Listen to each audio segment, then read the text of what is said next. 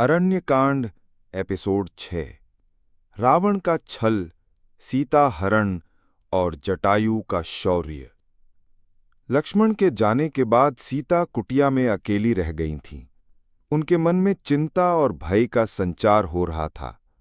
राम के स्वर की प्रतिध्वनि अभी भी उनके कानों में गूंज रही थी, मानो हर ओर से वही पुकार आ रही हो। हाँ लक्ष्मण, हाँ सीते। मैं बार बार बाहर की ओर देखती, परंतु राम और लक्ष्मण का कहीं पता न था। सीता के हृदय में आशंका बढ़ रही थी, परंतु फिर भी उन्होंने स्वयं को संभाला और राम पर विश्वास करते हुए कुटिया के भीतर ही बैठीं। इसी बीच लंका का राजा रावण अपने अद्भुत मायावी वेश में वहां पहुंचा। उसने एक साधु का रूप धारण किया था। उसका शरीर तेजों में दिख रहा था, वस्त्र गेरुए थे और हाथ में कमंडल तथा त्रिशूल। उसके मुख पर झूठा वैराग्य झलक रहा था। वो सीता के समीप आया और मधुर वचनों में बोला, देवी, आपको वन में अकेली देखकर आश्चर्य हो रहा है। आप कौन हैं, किसकी पत्नी हैं और यहां इस निर्जन वन में क्यों विराजमान हैं? सीता ने अत्यंत विनम्रता से उत्तर दिया, हे महात्मन, मैं जनक नंदिनी सीता हूं, अयोध्या के राजकुमार श्रीराम की पत्नी हूं। मेरे स्वामी सत्य प्रतिज्ञ हैं। वे अपने पिता के वचनों की रक्षा के लिए 14 वर्ष का वनवास भोग रहे हैं। यही हमारा आश्रय है और मैं अपने स्वामी की आज्ञा से यहां निवास कर रही हूं। रावण ने सीता का रूप देखकर उसका हृदय वासना और लोभ से भर गया। उसने भीतर ही भीतर निश्चय कर लिया कि अब किसी भी प्रकार सीता को हरण करना है। वो मधुर वाणी में बोला, देवी, आप जैसी रूपवती स्त्री इस वन में क्यों कष्ट भोग रही हैं? आप इस जंगल के योग्य नहीं हैं। मैं लंका का स्वामी रावण हूं। मेरे पास असंख्य संपदा है, रत्नों से जड़े महल हैं और असीम ऐश्वर्य है। यदि आप मेरी रानी बने तो देवता और दानव भी आपके चरणों में नमन करेंगे। राम तो मात्र एक वनवासी हैं। आप उनके साथ क्यों कष्ट सह रही हैं? मेरे साथ चलिए, मैं आपको ऐसा वैभव दूंगा जिसकी आप कल्पना भी नहीं कर सकती। सीता ये सुनकर क्रोधित हो उठीं। उनके नेत्र अग्नि के समान प्रज्वलित हो गए।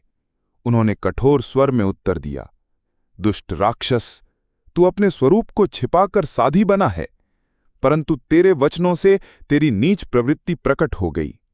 मैं रघुनंदन राम की पत्नी हूं। मेरे लिए मेरे स्वामी ही परम धन और परम वैभव हैं। संसार के समस्त रत्न और संपत्ति भी उनके चरणों की धूल के समान हैं। तुझे लज्जा नहीं आती जो तू एक पराई स्त्री को छल से प्राप्त करना चाहता है? यदि तुझे प्राणों की रक्षा चाहिए तो शीघ्र यहां से चला जा, अन्यथा मेरे स्वामी राम अपने बाणों से तुझे उसी प्रकार भस्म कर देंगे जैसे अग्नि तिनकों को जला देती है। रावण का क्रोध सीमा पार कर गया। उसने अपना वास्तविक स्वरूप धारण कर लिया। उसका 10 सिर, 20 भुजाएं और विशालकाय शरीर देखकर समस्त वन थर्रा उठा। रावण ने गरजते हुए कहा, हे सीते, तेरे राम अभी कहीं दूर हैं और लक्ष्मण भी यहां नहीं है। अब कोई नहीं है जो तुझे मेरी पकड़ से बचा सके। चाहे तो कितनी भी विरोध करे, आज तुझे मैं लंका ले जाऊंगा। वहां तू मेरी रानी बनेगी और तेरे राम तुझे सदा के लिए खो देंगे।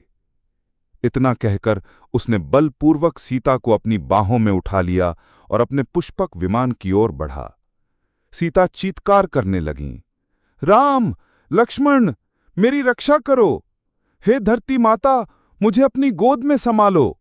हे प्रभु, मुझे इस दुष्ट राक्षस से बचाइए। उनकी पुकारें वन में गूंज उठीं, परंतु राम और लक्ष्मण दूर थे।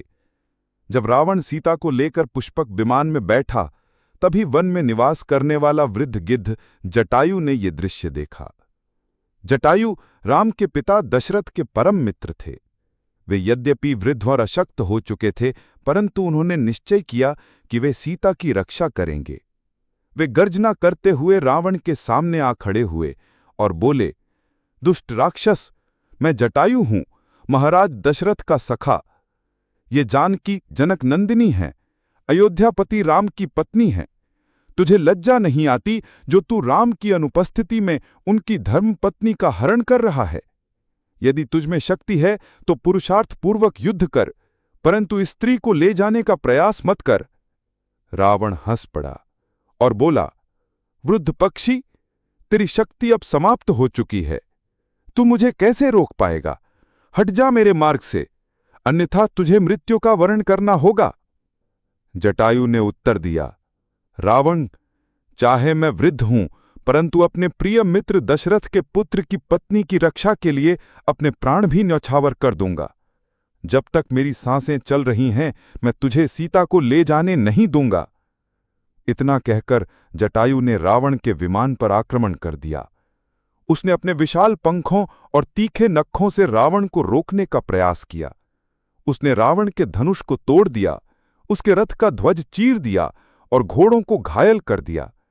जटायु ने पूरे साहस के साथ रावण से युद्ध किया।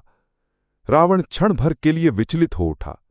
वो सोचने लगा कि ये वृद्ध पक्षी इतनी शक्ति से कैसे लड़ रहा है, परंतु शीघ्र ही उसका क्रोध जाग उठा। उसने अपनी तलवार निकाली और जटायु पर प्रहार किया। जटायु ने फिर भी पीछे हटने से इनकार किया। उसने सीता को छुड़ाने का भरसक प्रयास किया, परंतु अंततः रावण ने अपनी तलवार से उसके पंख काट दिए। जटायु घायल होकर भूमि पर गिर पड़ा। उसका शरीर लहूलुहान हो गया, परंतु उसकी आंखों में अब भी तेज था। उसने अंतिम स्वर में सीता से कहा, जनक नंदिनी, मैं असफल रहा, परंतु चिंता मत कीजिए, आपके राम अवश्य आएंगे। मैं अपनी अंतिम सांस तक ये संदेश देने का प्रयास करूंगा। रावण ने घायल जटायु को वहीं छोड़ दिया और सीता को लेकर आकाश की ओर उड़ गया। सीता ने आंसुओं से भरी आंखों से भूमि की ओर देखा और पुकार उठी, हे राम, हे लक्ष्मण, मुझे बचाइए। उन्होंने अपने आभूषण और आभूषण खंड मार्ग में गिरा दिए ताकि राम उन्हें देखकर उनका मार्ग जान सकें।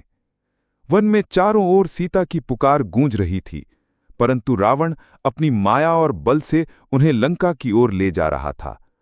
उस क्षण से संपूर्ण रामायण की दिशा बदल गई। ये केवल सीता का अपहरण नहीं था, ये अधर्म और धर्म के बीच महासंग्राम का आरंभ था।